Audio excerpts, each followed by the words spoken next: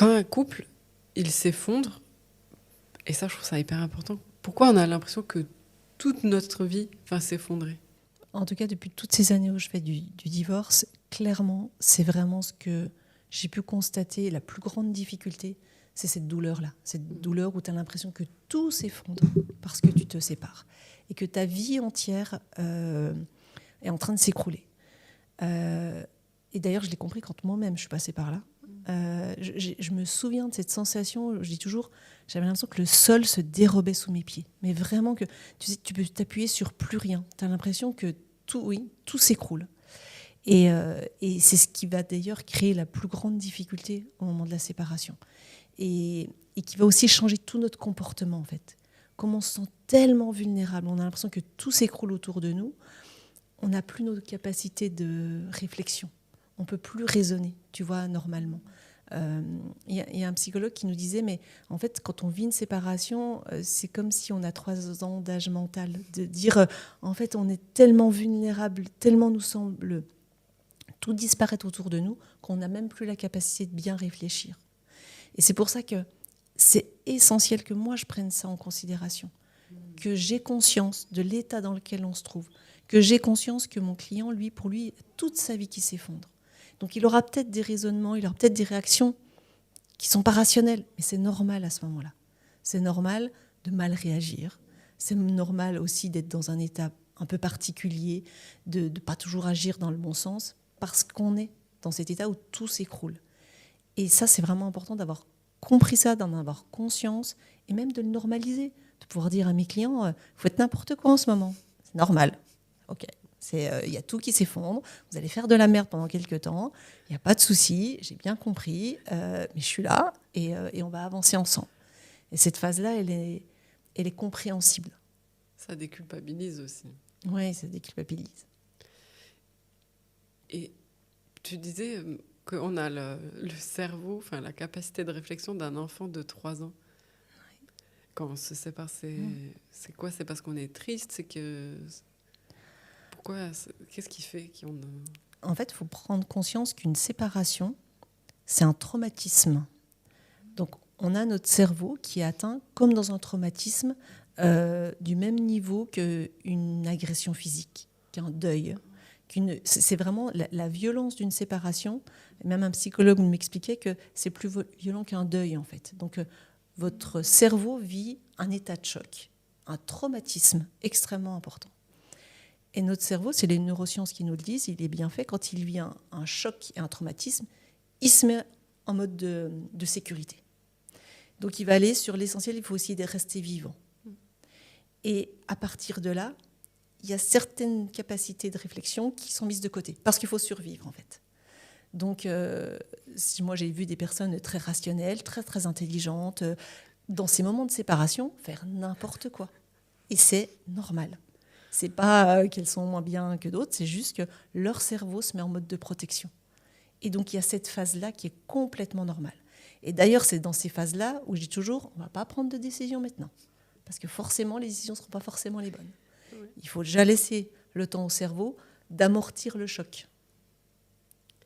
C'est intéressant. Hein. Je ne pensais pas que c'était pire qu'un deuil, mais finalement, je crois que j'ai entendu soit toi, soit quelqu'un me dire c'est pire qu'un deuil parce que la personne, elle est vivante encore. C'est exactement ça. C'est plus violent que le deuil parce qu'il faut faire le deuil de quelqu'un qui est encore vivant. Donc, et que tu vois, et en plus avec les réseaux sociaux, tu vois tout ce qu'elle est en train de faire ou ce qu'il est en train de faire. Donc c'est d'une violence terrible. Et pour autant, il faut s'en détacher. Il faut se séparer de quelqu'un qui, en plus, a fait partie de ta vie pendant des années et qui est toujours présente. Et donc, effectivement, ce deuil, il est parfois insoluble, en fait. On n'arrive pas à le faire parce qu'on a encore des contacts, soit par les enfants, soit pour d'autres raisons. Et donc, comment faire le deuil de quelqu'un qui est encore vivant ? Et donc tout ça, c'est effectivement le parcours, il n'est pas simple. Mais c'est là où moi j'ai cette expertise, c'est que je le vois depuis toutes ces années. Je sais que c'est normal et je suis capable à mes clients qui sont en train de déconner, de dire premièrement c'est normal, vous allez voir ça va aller mieux. Il va falloir, vous allez m'écouter, on va passer cette phase et ça va aller en fait. Et comment tu fais pour... parce que j'imagine quand on est très triste, en état de choc, on veut... on croit qu'on veut, je sais pas, faire la guerre à l'autre, ou enfin, bref, des choses assez violentes finalement. Et quelle discussion tu as avec eux, justement, quand ils arrivent, tels des enfants qui veulent tout casser, là? Parce qu'il faut quand même les écouter, parce qu'ils doivent se sentir écoutés. C'est pas facile, quand même, être avocat, parce que tu dois, en même temps, être très juridique et faire avancer le dossier, et en même temps très humaine. Enfin, puis si t'écoutes pas, tu peux sembler un peu, hop, je m'en fous. C'est compliqué. Alors, c'était peut-être compliqué, mais maintenant, je connais tellement bien cette mécanique du conflit que c'est plus compliqué. C'est-à-dire que je sais ce qui se passe, je sais ce qui va se passer.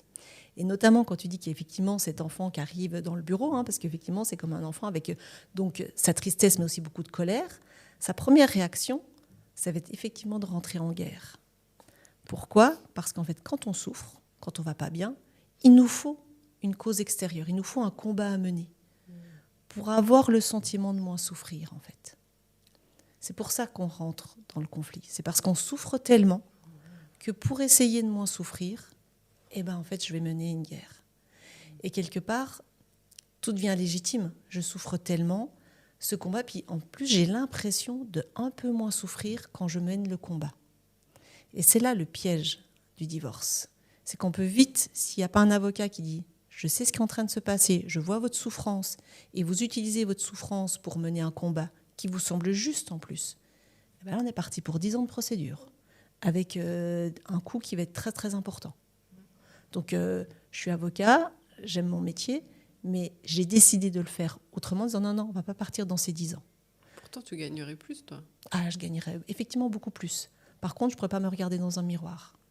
Je ne serais pas alignée avec qui je suis. Et aujourd'hui, ce que je sais, c'est que je suis alignée avec ma façon de travailler parce qu'à un moment donné, je sors les gens de ce conflit pour qu'ils aillent mieux, en fait. Et moi, j'ai envie d'être bien dans ma vie. Je veux être heureuse et je suis heureuse quand mes clients vont bien pour de vrai, en fait. Et donc, le bénéfice que j'ai, moi, de voir les gens bien, c'est le bénéfice de mes clients aussi. Donc, quand on a compris cette mécanique-là, on dit, OK, il est en souffrance, je vais déjà m'occuper de sa souffrance. Si je ne m'occupe pas de sa souffrance, il va vouloir continuer de mener un combat et une guerre. Tu vois, et donc, en fait, ça peut être surprenant, mais moi, je vais aller m'intéresser à un point, cet état de souffrance, pour faire qu'on ne parte pas dans 10 ans de guerre. Cet après-midi, je vais signer un divorce à côté de Genève. Le client, au départ, il était dans une colère à un niveau mais vraiment important. C'était un homme très, très, très en colère et donc il voulait en gros faire payer la décision de son épouse de se séparer.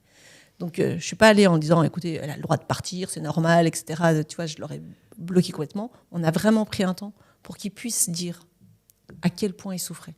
On a eu plusieurs rendez-vous sur ce sujet-là. Et à un moment donné, en étant capable d'apaiser cette douleur-là, le combat, il n'a plus de sens derrière, en fait.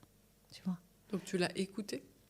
Je l'ai écouté et j'ai aussi, en fait, on a travaillé sur tout ce qu'il ressentait. C'est-à-dire qu'on n'a pas nié sa colère, en fait. Parce que plus tu nies d'ailleurs la colère de quelqu'un, plus elle va grossir. Donc en fait, il fallait qu'il puisse l'exprimer.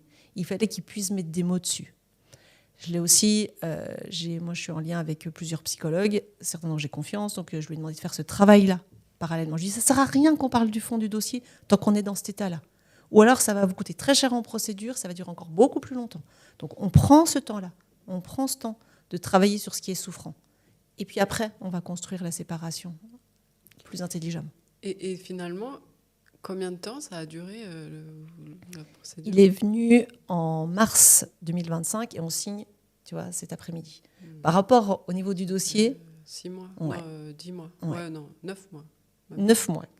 Et vraiment, si j'avais pris dans l'état où il était, avec tout ce qui était au début, en gros, je ne ferai rien pour la maison, je ne réglerai rien, etc. Enfin, toi, l'état émotionnel du départ, c'est un dossier que je pouvais mener en procédure, mais vraiment 5-6 ans, sans problème. J'avais rien à faire d'autre, que la flamme était déjà allumée, il suffisait de lancer toutes les procédures pour que, tu vois, ça puisse continuer pendant des années. Et à un moment donné, d'ailleurs, c'est aussi pour ça que les gens quand même viennent chez moi. D'ailleurs, il était venu avec le podcast, cet homme. C'est pas souvent, il n'y a pas beaucoup d'hommes qui écoutent, mais lui, il écoutait. Donc, il voyait bien quand même que ça allait pas, l'état dans lequel il était. Donc, il a aussi accepté de me suivre en disant, voilà, ça va pas être la méthode habituelle, je vais pas partir en guerre comme ce que là, vous vous demandez, on va faire un autre processus. Vous êtes OK ? Donc, au début, ça sert à couiner un petit peu, et puis OK. Mais il me fait confiance et ça va beaucoup plus vite. Ça va plus vite et il économise énormément. Il économise de l'argent. il économise du temps. Moralement, il va beaucoup mieux. Moi, je le vois évoluer. Je lui disais, je travaille beaucoup en visio parce que j'ai besoin de voir les gens. J'aime bien sentir. Et entre les premières visios et maintenant, c'est plus le même homme. Il s'est transformé. Il a repris confiance en lui et il a même, ce que je dis, retrouvé sa pleine puissance. Ça, c'est un truc qui me passionne. C'est de pouvoir dire, on arrive dans un état et le divorce va nous servir à retrouver notre pleine puissance. Ça paraît fou, mais alors c'est une période qui est tellement compliquée dans une vie que c'est le moment pour retrouver cette pleine puissance-là. Et là, c'est un homme qui se développe professionnellement, qui va bien parce qu'il a arrêté de mettre de l'énergie sur du négatif. Il a remis de l'énergie sur son travail qui le passionnait. Sauf que si on était resté dans le conflit, dans le combat, cette énergie partait dans la guerre et lui n'aurait pas pu se développer. Donc c'est là aussi l'intérêt, c'est de se dire qu'est-ce que je veux vraiment pour moi ? Où est ma pleine puissance ? Et je vais essayer d'éviter de mettre trop d'énergie sur quelque chose qui ne me donnera rien au final. Finalement, alors, quand je t'entends parler, c'est que je te vois comme, tu sais, les négociateurs en prise d'otage, là. Je sais pas leur titre, mais qui désamorcent le conflit, mais qui est à un niveau très frais, quoi, très là. Et c'est intéressant que tu parles de ça, parce que c'est exactement moi toutes les lectures que j'ai sur la gestion de conflits et sur justement la négociation dans ce qu'on appelle les périodes de très haute tension. Et c'est exactement ça, c'est les mêmes mécanismes que j'utilise en fait alors, les négociateurs du GIGN, il y a des livres très intéressants là-dessus. En fait, c'est quelque part les mêmes outils, c'est comprendre la nature humaine, comprendre comment fonctionne l'être humain. Quand on a compris le fonctionnement de l'être humain et la mécanique du conflit, on arrive à désamorcer plein de difficultés. Et c'est là où... mais je le dis aussi franchement, j'étais pas capable de le faire au début de ma carrière, en fait. Il m'a fallu ces années d'expérience pour aussi, moi, par moments me tromper, par moments me faire embarquer aussi par un client, parce que des fois, par moments, j'ai pu me faire embarquer. Mais maintenant, avec la connaissance que j'ai, avec voilà, l'expérience, je le vois bien. Je vois bien la mécanique, je vois bien le fonctionnement. Et je peux le désamorcer plus tôt, en fait.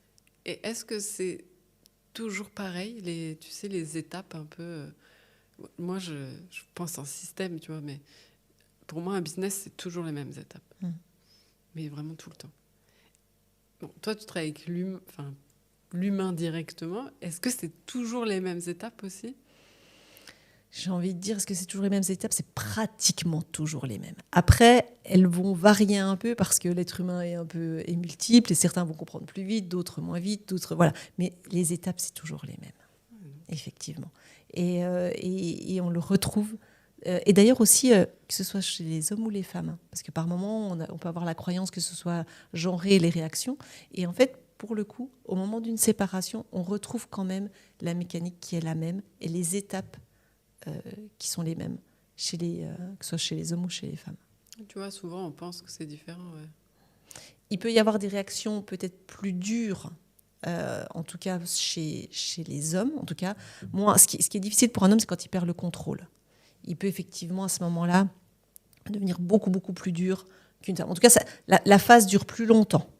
Il me faut parfois avoir un peu plus de temps pour la désamorcer que chez une femme. Voilà, c'est peut-être... mais en tout cas, les étapes sont les mêmes. Le temps de travail, des fois, est à peine plus long pour certains. Tu vois, parce que le besoin de contrôle est tel que c'est difficile, à un moment donné, de changer de fonctionnement.